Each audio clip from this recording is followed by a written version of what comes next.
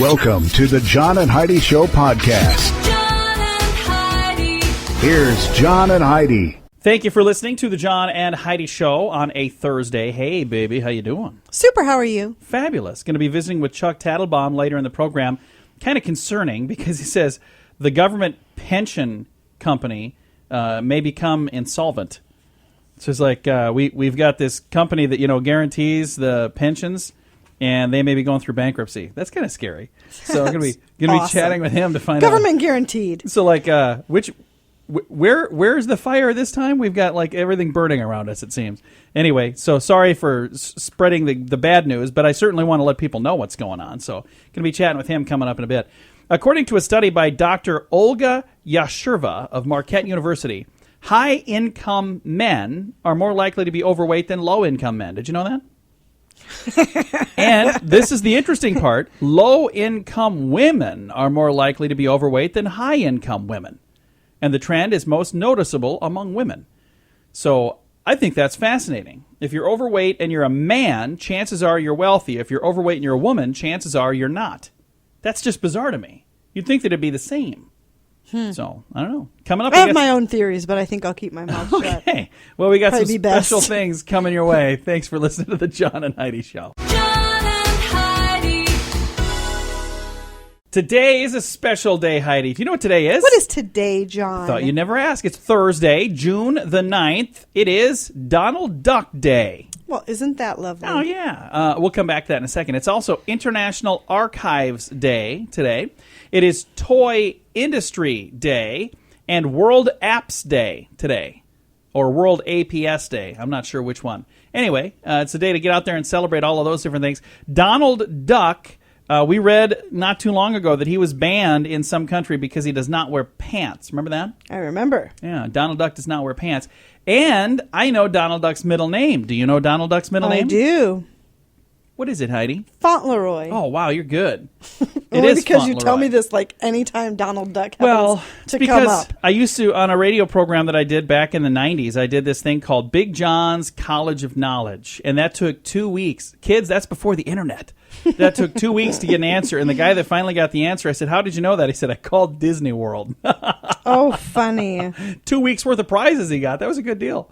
All right. Thanks for listening to the John and Heidi Show on a Thursday. Whether you're an experienced shooter or someone new to self-defense, Front Sight Firearms Training Institute has a course for you. You may recognize Front Sight from their reality TV show filmed at this private range 45 minutes west of Las Vegas. A Diamond Lifetime membership is $15,000, but we have a special price of just $3,000 available now only at radiosavings.com. This lifetime membership allows you to take over 50 courses as often as you'd like at Front Sight Firearms Training Institute. Get this deal right now at radiosavings.com. You know it's true because you heard it on the radio. A man in Fond du Lac, Wisconsin was frustrated about having to wait an hour for pizza, so he came up with a better idea to speed up the delivery process. Scott Matthew thought, what if you cook the pizza in a delivery van? Now, when I was a kid, I think there was something like this in my hometown. He says, well, it'll get there sooner and it'll get there hotter. So his company, Super Fast Pizza, is doing just that. They're delivering pizzas around the Fond du Lac, Wisconsin area with the cheese still bubbling in about 15 minutes. It says pizzas are kept in a refrigerator and then cooked in an oven in the delivery truck on the way to the person's house. Matthew admits that it may not be gourmet pizza, but he says our pepperoni tastes just like their pepperoni. So he's like, if you want fast pizza, that's us. You want good pizza? Well, that's probably not us. So it kind of sounds like he's just cooking frozen pizzas. Doesn't it kind of sound that way? Probably. Were you even listening? I was listening to you. Okay. There's a oven. They cook it on the way. I was listening to you. Well, I don't know. You kind of We've talked about this before. Have we really? The same story? Yes. Are you kidding me? But it's okay, John. I mean, you're clearly scouring the exact same site over and over and over again for your information. You're telling me I need to widen my search is what you're saying. Or maybe somehow remember what I've talked about in the past. I don't remember. I don't know. It's anyway. All right. It's still good information. Yeah, this third guy, and fourth time. You stop. I don't think I read it 3 or 4 times. I thought it was a pretty good idea. Super Fast Pizza is what he calls it. It is a good idea. Fond du Lac, Wisconsin. Now that I say Fond du Lac, I think I do remember this. All right. Anyway, you know it's true again because you heard it on the radio. John and Heidi. The The John and Heidi Show is brought to you in part by the Keystone Treatment Center. This is your brain, and this is your brain on drugs. We share silly stories here on the program, but addiction is no joke. If you or someone you know suffers with an addiction to drugs or alcohol, make today the day you seek help. Call toll-free 844-204-1055. That's a toll-free number. Again, 844-204-1055. and this is your brain on drugs. Police arrested a man by the name of David Ballo for driving drunk in a car he had stolen. Soon after being picked up by a state trooper, Ballo thought that he would add to his list of crimes. While sitting in the back of the state trooper's car with his hands cuffed behind his back, he managed to steal $23 from the wallet of the trooper, who momentarily left him alone in the squad car. Wow. Not exactly the smartest way to raise your bail money. So how in the world would he do that? He had his hands cuffed behind his back, and somehow he stole $23 from the front seat. I don't know. This Talented guy must dude. must be a contortion artist or something. I'm not exactly sure how you would do that. So anyway, good luck to you getting off of that. Kids, that's what happens when your brain is on drugs. John and Heidi. College students are given the answers to test questions, but they don't even use them. A famous Sherlock Holmes quote says, "When you have eliminated the impossible, whatever remains, however improbable, must be the truth." The United Kingdom, sitting for their GCSE music exam, similar to a GED in the United States, would have done well to have followed this advice by looking for test answers on the back of their exams. Incompetence was afoot at the printer where the GCSE exams were printed, resulting in the exam questions being printed with the exam answers right on them. The exam board said the students would not have to do a resit. Most pupils seem to have been unaware of their good fortune. In other words, most of the students never even saw the answers on the back of the sheet because they never bothered to turn the page over to see what was on the other side.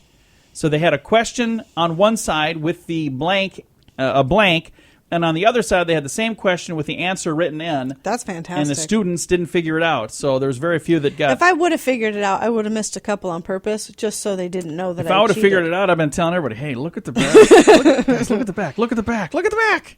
So, I don't know. Apparently nobody did that because there's no student there like me. We've got your scoop of the day. That is on the way. Look at the back. The Scoop of the Day is brought to you by Wells Blue Bunny. If you want delicious ice cream, be sure to look for the Blue Bunny. Sure to have your favorite flavors. Learn more at bluebunny.com. Now, your scoop of the day. The London Sun reports that Harvey Nichols' store is selling a line of French fragrances called Secretions Magnifiques. Oh, that doesn't even. That is not something. $150 I would a bottle, and you can get scents such as things like sweat and spit and other things. It's called Secretions Magnifiques. Yuck! Who would want that? This is from France. I don't know. how Yeah, to get well. it. And it's the London Sun that reports that. Hey, a Ukrainian gang of crooks heard through a crook grapevine about a van that would be passing through town loaded with money, and they snatched the van and its driver as they were making a delivery. The story that they heard was true. The van was full of money. Unfortunately, it was counterfeit money that had been confiscated by authorities and was being transported to a burn site. So they stole a van and its driver to steal a bunch of money that wasn't even real money. Yeah. So a bunch of funny money. Might want to do your research. European Space Agency has suggested that we build a Noah's Ark on the moon. So if the Earth is destroyed by an asteroid or nuclear holocaust, every species of plant and animal would survive on the Ark on the moon. So that's a European Space Agency. That's an interesting concept. Somebody should do a movie like that and see how it ends. Then we'll know if we should do it or not. Think that would go well? I don't know. If your boss can't give you a raise, what's the next best thing? How about a new job title? A survey says 70% of office workers would be willing to give up a raise just by getting a better-sounding job title. And I remember reading this. I was just looking at you. I was just going to see, is that light bulb going to come on? Because Heidi was staring at me. Yeah. I remember that one now. Hey, the collapse of the universe could be coming sooner than expected. Have you read this? According to research from the Physical Review Letters, a group of physicists have theorized a mechanism for cosmological collapse. Do you understand what I'm even saying? I don't understand what you're saying. Let me try that I'm sure again. it's fascinating. Yeah, let me try it again because, my brain is stuck on this whole thing. This is from the physical review letters. University, college people thinking about all this stuff. They say the universe could be collapsing sooner than they might have expected before. So we got that far.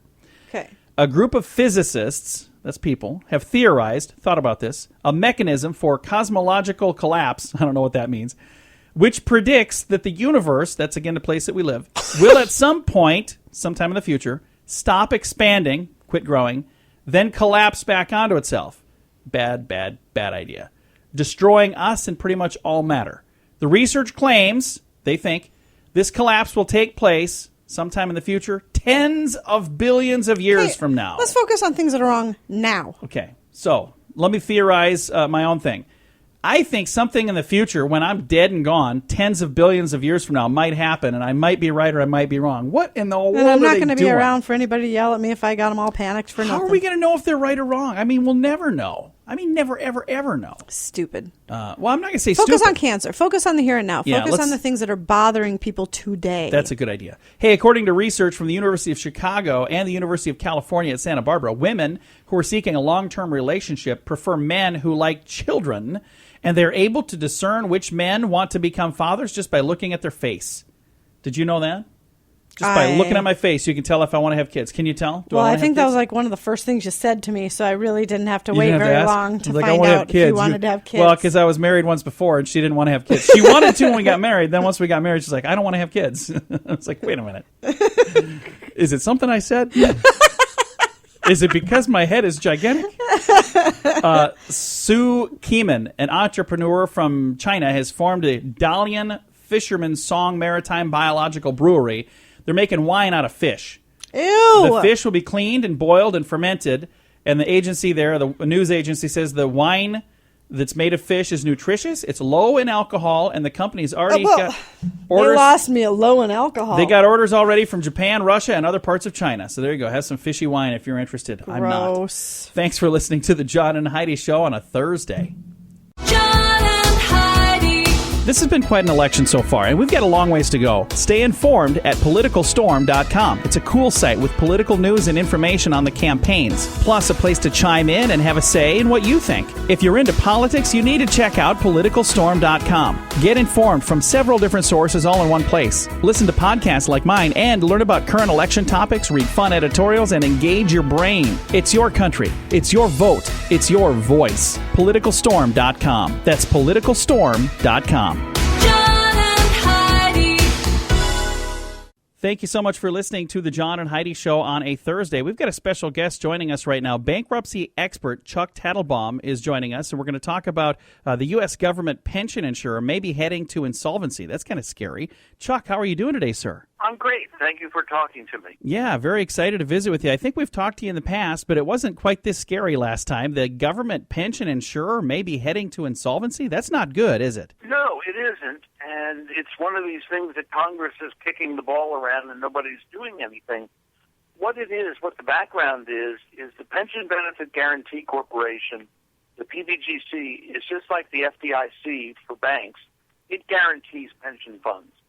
And there are two types of pension funds. The single employer fund, which is like you may have at the station or I may have at my law firm, or what are called multi-employer funds, which are usually on union agreements and collective bargaining agreements and multi-employers.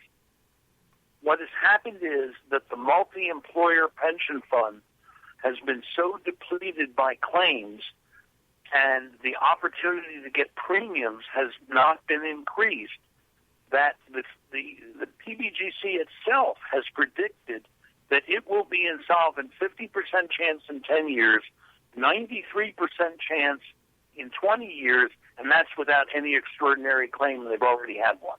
Wow. So this is not a good situation to be in. No, and what it is one of these things that's a short-term and a long-term problem, because someone who's 40 or 45 today who's relying on the employer's pension plan paying them, and something happens with the company. I mean, we've seen all these business bankruptcies, especially with someone like Sports Authority or Arab Postal, major retailers. Those employees, when it comes time to collect their money, there's not going to be anything in the fund to pay them. Yeah. And then what would happen at that point when the insurer, the people that are insuring it, don't have money? Then everybody's kind of in trouble. Well, it'll be a government bailout to some degree, because the government's not going to do that, just like they bail out banks. And so the bottom line is the taxpayers are going to have to pay for it. And, it's interesting when we talk about government bailouts, because who's going to bail out the government, Well, that's exactly what happened back in 2008, where they decided not to close some of the banks or insurance companies because the cost of bailing it out would have been tremendous, and it would have depleted the funds. Again, visiting right now with Chuck Tatelbaum, and he's a bankruptcy expert, and we're talking about the U.S. government pension insurer may be headed to insolvency. Now, during a political year such as this, there certainly is a way to connect the dots from this right into the election, and there's actually one of the candidates, Bernie Sanders, that's very tied to this, isn't he? Yes, Bernie Sanders has been leading a charge to have Congress amend the law to either allow some of the benefits to be reduced so that it doesn't deplete the funds, or to allow the PBGC to charge a larger premium. And by that I mean the PBGC charges every pension fund $29 an employee a year for this insurance. They need to increase that. And so that's what the Bernie Sanders bill, and it's actually several people from different parties have signed on, but nobody in Congress will do anything. It kind of makes you upset when you think about that we've got this problem, and part of it is, they're not doing anything, and I wonder if part of that is because they're playing politics right now. It may be. What it is just the whole thing what's happening with Puerto Rico and some of the other things. If they can kick the ball down the court until after the election so they don't have to deal with it, then nobody can be held responsible, and they blame everybody else. Yeah, and that's sadly what I think happens more often than not is it's not about what we're going to get done. It's about what we're going to put off till later so we can blame somebody else. Exactly. And that is kind of shocking and kind of scary. So as the average person listening to this program right now is hearing this, and they're hearing that, the government pension insurer may be heading to insolvency, is there anything that we should be concerned about? Is there anything that we should be doing differently? Or is this something that we just kind of sit on the sidelines and watch it happen? Well, I think if people have connections with their local congressional representative, they ought to express it. They want to hear, and if they realize that this doesn't affect the poor or the rich or the educated or the uneducated, it affects everybody, and especially people who are working under union contracts. And everybody should clamor to take care of this. It's an easy fix. And this is something that if it's not fixed, it's going to, someday when it happens, it's also going to affect the economy in a major way. That's right.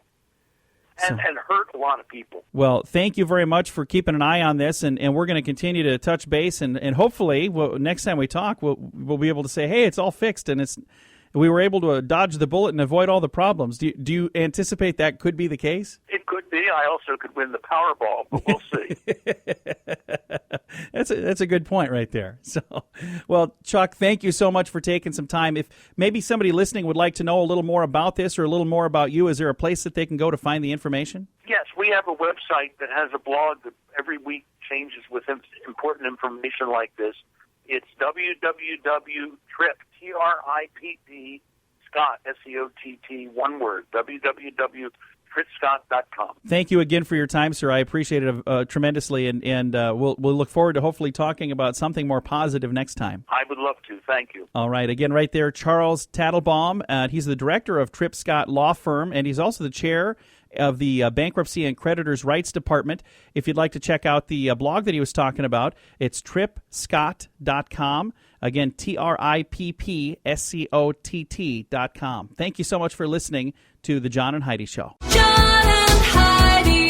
Do you buy lottery tickets? Maybe you wait till the jackpot is big, then you buy one. I was like that too. Like my odds get better because the jackpot was more. Well, I think I found something that actually will give me a better chance to win. It's called Lotto-licious. I learned about this from Richard Lustig. He literally wrote the book on how to win the lottery, and he should know. He's a 7-time lottery game grand prize winner. Richard plays and endorses Lotto-licious, and I just signed up too. I'd love it if you join Richard and I. You can play Powerball and Mega Millions without even going to the store. Sign up right now at RadioLottoPool.com. John and Heidi.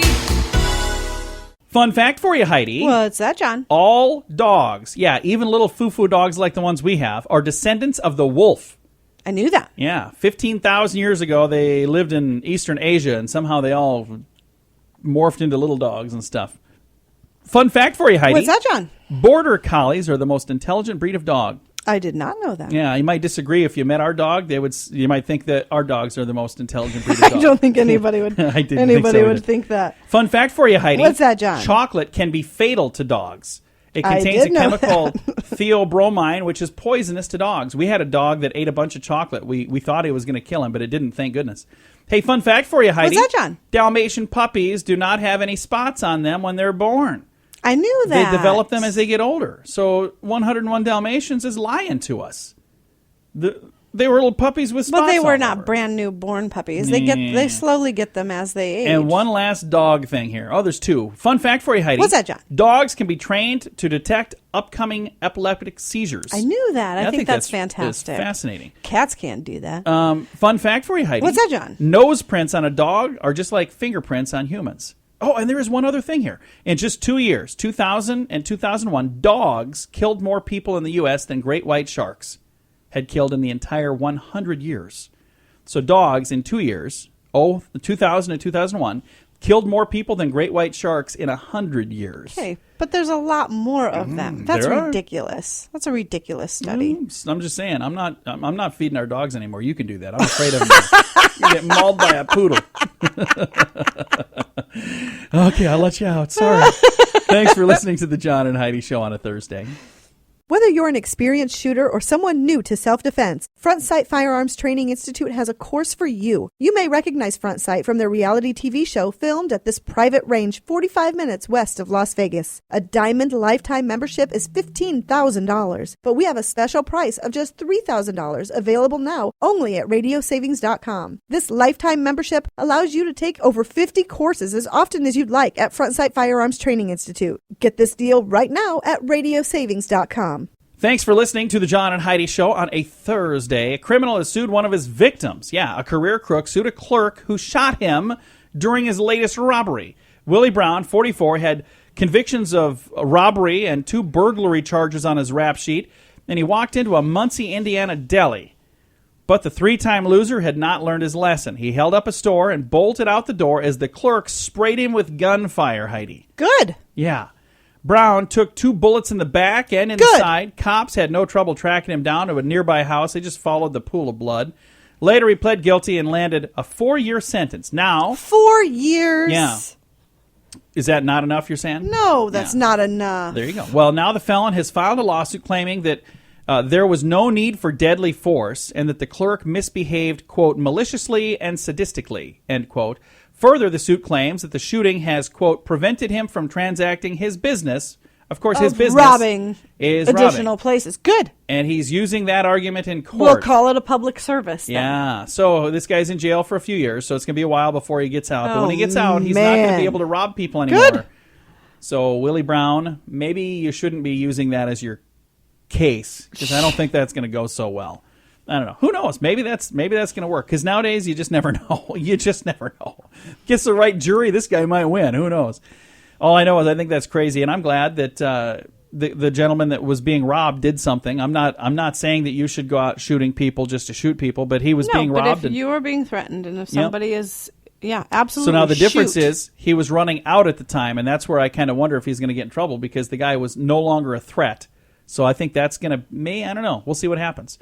We'll have to keep an eye on that one. Again, Who says he was no longer a threat? Just because he was going out heading towards the door doesn't mean he won't stop at the door and turn around and blow everybody away. Yeah, that's true. Very true. See, So there Heidi? is no reason there's no reason that anybody could possibly assume. We need to get this that woman he on is a no bus to longer a Muncie, threat. Indiana, to tell everybody that story. That's true. That's it. Because maybe before he shot, he wanted to be at the door so that he'd have an Oh, easier see? getaway. Oh. You can't You should assume. be The an guy attorney for clearly this was guy. not sane, or he Yeah. wouldn't have done what he did in the first place. There you go. Thanks for listening to If the I was John. on that jury, he'd be Guilty! Oh, do we need to start yet? Sorry. Coming up, we're going to talk about if you work 10 hours a day. It's kind of an interesting thing. It's on the way. Hey, this is Tim from Hope and Faith Machine Works. Are you having one of these days? How in the world am I going to do that? Or even, If I could just have this, my life would be so much easier. well, this kind of stuff is my specialty. At Hope and Faith Machine Works, we work with anyone who needs something built, fabricated, or just done right. We've done medical, industrial, PLC, and prototype designs. You can reach us at yourhopeourfaith.com. That's yourhopeourfaith.com. Imagine, if you will, you could work 10 hours a day, but you could have a 3-day weekend.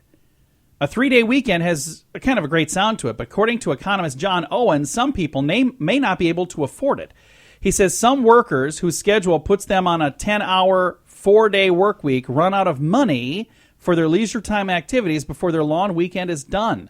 So saying the idea of working 10 hours a day for 4 days, getting your 40 hours in, rather than working 8 hours a day for 5 days, the thought is a good thought, but there's many people who, when it comes right down to it, they're going, okay, what am I going to do with that extra day now? Because I'm all out of money. Stay home. There you go. Relax. I was going to just say Rest. that exact same word. Maybe take a day to just enjoy life. Relax. That'd be a good plan. Or you could use that day to, do something else to earn extra money. See, I would go for that. I work the 10 hours. I just don't get the 3-day weekend.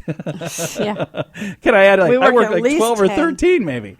All right, coming up, we're going to talk about interviewing for a job and the best time to do it. It's on the way. John and Heidi. If you're interviewing for a job, you're supposed to try to get this job interview in the morning, not in the afternoon. And I think we talked about a story similar to this not too long ago, but this is a new one. Okay. It's saying that you're supposed to try to get it between 70% of all hiring decisions are made before 11 a.m. So try to get your interview before 11 a.m. and avoid Mondays and avoid Fridays. So saying anytime between 8 and 10 a.m. on Tuesday or Wednesday or Thursday. Those are the best times. All these little things could tip the scale in your favor. So if you get a chance, if you get to set the time for the interview, that's the time to do it. So if you're a person that does the interviewing, maybe you should schedule those at those times as well, because it gives you the best chance of finding someone that's going to be the best fit. I just love the look that you're giving me. You think we've already talked about this. This is fascinating. Brand new. This is a brand new story. Cutting-edge This is material. I looked it up. It's brand new. This has never been heard before. They just finished typing this story right before I read it. Hot off the presses. It's Yeah. so hot I burned my finger. Ouch! Ouch! Ah. Anyway, good tip. If you're looking for a job, try to get your interview between 8 a.m. and 10 a.m. Monday through not Monday, Tuesday through Thursday. There you go. Thanks for listening to the John and Heidi Show. John and Heidi. This has been quite an election so far, and we've got a long ways to go. Stay informed at politicalstorm.com. It's a cool site with political news and information on the campaigns, plus a place to chime in and have a say in what you think. If you're into politics, you need to check out politicalstorm.com. Get informed from several different sources all in one place. Listen to podcasts like mine and learn about current election topics, read fun editorials, and engage your brain. It's your country. It's your vote. It's your voice. Politicalstorm.com. That's politicalstorm.com. John and Heidi. Do you remember the commercial, I can't believe I ate the whole thing? It was Yes, for like, but what was it? It was for like Rolaids or Tums or one of those kind of Oh, things. yeah, An yeah. antacid of some sort. I think Yeah. it was Rolaids maybe. Is that the plop plop fizz fizz? Oh, what a relief it is. Is that That's the ones? Alka-Seltzer. That's or maybe it was for them. I don't know. It's like, I use these products, but mine are generic versions, so I have no clue. I clearly don't pay enough attention. Anyway, if you're paying for that with a burning sensation and a bitter taste in the back of your throat, now what? You'll have to wait for your stomach to empty to completely get the relief, according to Patricia Raymond, a gastroenterologist. Is that how you'd say that? Sure. Probably not. Gastroenterologist. There we go. From Chesapeake, Virginia. Meanwhile, don't lay down. So if you're having like heartburn, you're having issues with that, do not lay down. It says eating more than your stomach can comfortably hold means that there's nowhere for the gastric acids to go but up. It goes into your esophagus. Reclining will only exacerbate this problem. They like throwing big words in this story. Yes, they do. You should stay upright for 3 to 4 hours after eating, especially if you're eating too much, if you're overeating. Take a brisk 30-minute walk to help speed up the digestion process. And don't do anything more energetic, however. Bouncing around could cause gastric acids to slosh up into your throat. You'll want to avoid most antacids, too. By neutralizing existing stomach acids, they prompt the stomach to produce more of them. You might want to loosen your belt. The pressure can actually worsen your heartburn. So there you go. For those of you that are overeating like myself, there's some tips for you. I got a better tip. Have you ever seen that video of the little boy who ate way too much, and the mom was outside of the bathroom with the recorder taping him and listening to him talk, and he's just like, "Oh, I ate all those tacos and popsicles and and he's just the poor little guy." It's adorable. It is adorable. And the mom was laughing. I didn't laugh at that because that's me every day. I'm like, I ate all that steak, and that potato, It was so cute. and that dessert, I shouldn't laugh because it really isn't funny. All right, we've got some good news to share. That is on the way. John and Heidi. This portion of the John and Heidi Show is brought to you by the John and Heidi Show. That sounds kind of funny, but it's true. Go to your local radio station and ask them to start carrying the John and Heidi Show. Here's the best part. They can carry the show for free. They play a couple commercials, but it doesn't cost them anything every month. So if you know a radio station that could use a little bit of help, send them our way. Send them to johnandheidishow.com. Again, johnandheidishow.com. We would love to do a radio program in your community. Then you could listen to the podcast and listen to us on the radio. John and Heidi. We always try to wrap things up around here with some good news, and I think I got a good story for you, Heidi. Not too long ago, we had this little day called Memorial Day. Remember that? I do. That was a wonderful day, just a few weeks back now. And a Good Samaritan made the week before Memorial Day a very special one for one disabled vet. Brittany Lynn Garrett posted a thank you on her Facebook page after an unknown benefactor gave the couple a brand new John Deere riding lawnmower. I read this. I cried. Yeah. I Brittany cried. posted, "I don't know who they are, but they've been watching my 100% combat disabled husband push mow our entire yard once or twice a week and thought this would help make more time for the important things in life." I've got a link if you'd like to see this on our Facebook page, facebook.com/John and Heidi Show. Such a I think so, beautiful too. story. What a great thing, even though I cried and hacked cried it up when and I was reading cried. it. It's stories like this that just make you feel warm and fuzzy. They just make you feel like, there's some good people out there. Especially when it's our veterans. Exactly. There's nobody more deserving of. That they're is, just. To me, wonderful. one of the nicest things about that is that they don't know who it is. Yeah. That to me, that's really cool because there are some people in this world That do it just so that that, will hey, guess only, what I did? They will only do something good if the press is there to report it. And I talked to a person not too long ago. They were talking about a specific individual who I will not name, but they said, no, you won't. They said that this person, called a press release or press conference to talk about all these good things they were doing, and they hadn't even done them yet. They were only going to do them if they got the press there. And I was like, how awful is that? Yeah. You do it for the right reason. You're going to do it or you're not going to do it. And that shouldn't be. Your rewards are in heaven for the good things you do on earth. They're not here. As a matter of fact, if you're doing it just to get the glory here, you have no glory in heaven for it. It says that right in the Bible. So do good things for the right reason, and I think that's the way it should be. So wonderful little story here. Again, a link at facebook.com/John and Heidi Show. Time to say goodbye, Heidi. Goodbye, Heidi. Goodbye, everybody. Have a great Thursday. Thank you for listening to the John and Heidi Show. Time now for the bonus break. Only available here on the John and Heidi Show podcast. John and Heidi. And your bonus break is brought to you by WinThisOnline.com, where the winning is just the beginning. Learn more and register to win for free at WinThisOnline.com.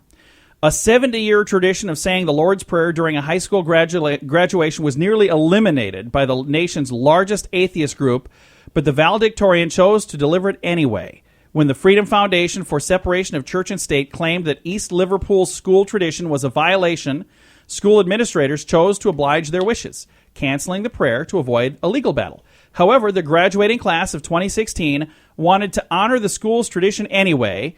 They did not back down. The class valedictorian, them. Jonathan Montgomery, took the stage and led the class in reciting the Lord's Prayer.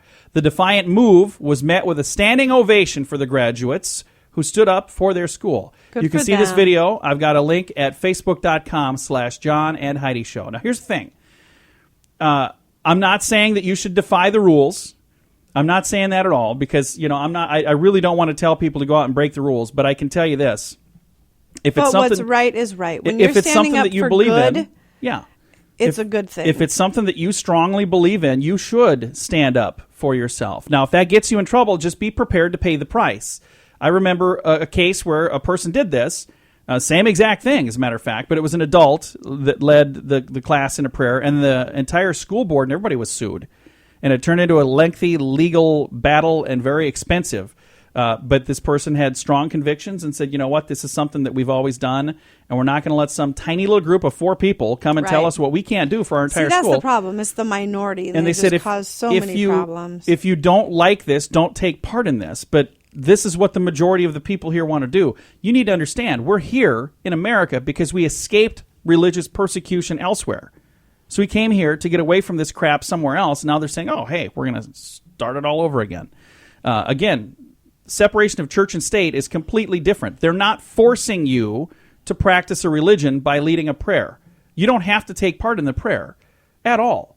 Take part if you want to take part. If you don't, check your email on your phone. Do whatever you want Right. to do. But the separation of church and state, that is so grossly overused and grossly misunderstood. What that really means is that the government will not found a religion. They won't, like the Church of England that we left to get away from, we won't have the Church of America. We don't. There's a bunch of different religions, and if you practice one, that's awesome. Up to and including atheism, which is a religion that you practice if you don't believe, that's your religion. I'm not going to tell you you can't do that. So, anyway. Boy, I got to climb off this soapbox, Heidi. I'm getting kind of dizzy up here. Hey, a 911 dispatcher in Oregon received a call from a man hanging by one ankle from a fire escape leading to an apartment. Fortunately for the man, he had a cell phone and was able to dial 911. Unfortunately, after being rescued, it was discovered he was burglarizing the apartment. He used the fire escape to make his exit. In his attempt to escape, he stepped through a hole in the fire escape ladder, nearly fell to his death. He hung upside down for about 20 minutes before finally saying, okay, I guess I'm going to call 911. After being rescued, he was taken to the hospital and treated for a broken ankle. He was charged and later convicted of burglary. Among the items that he stole was the cell phone that he used to save his life. So if it weren't for stealing that cell phone, he might still be hanging up there. Wow. 2 Michigan men went into a new subdivision and decided to steal a refrigerator from one of the unfinished homes. After destroying walls and floors, they snatched a fridge from one of the houses and placed it in the back of their truck. It was then that their truck became bogged down in the mud, so the men decided the refrigerator was too heavy, so they put it back in the house. When they got back to the truck, they realized we left the keys. They had left the keys in the ignition, and the doors were locked. So then they had their truck running with the keys in it at the scene of the crime, and they were locked out. So these are 2 guys that we'll just refer to not just as 2 Michigan men, but 2 really smart guys. Now, from Michigan, we head to Nebraska, where police are investigating the stabbing of a Bible inside of a church in Lincoln, Nebraska. Reverend Mick Henton, who runs a youth ministry at the College View Seventh-day Adventist Church in Lincoln, says he isn't sure if the knifed Bible is a chilling warning of evil forces, but he wants whoever had been taunting the ministry with a number of symbolic acts of evil in recent weeks to know that Jesus still died for them. Henton, again, he's the pastor at this Lincoln, Nebraska Seventh-day Adventist Church. He said the first instance of trouble he saw before the stabbing was the cutting of a cable for a microphone used in the ministry. He said then a few days later, part of a drum set got stolen and a pentagram appeared carved into a wall outside the church's youth room. That's so sad. Finally, church staff found a Bible with the church's kitchen knife plunged through the cover inside the prayer chapel. And that's what they is finally wrong decided with people? They needed to call the police because they're like, now I'm starting to be a little concerned for safety of our patrons here, so we better check into that. So there you go. That's what's going on in Nebraska. It's kind of crazy. We used to live in Nebraska. We did. So be safe out there. Thanks for listening to the John and Heidi Show. Our bonus break brought to you by WinThisOnline.com, where the winning is just the beginning. Learn more at WinThisOnline.com.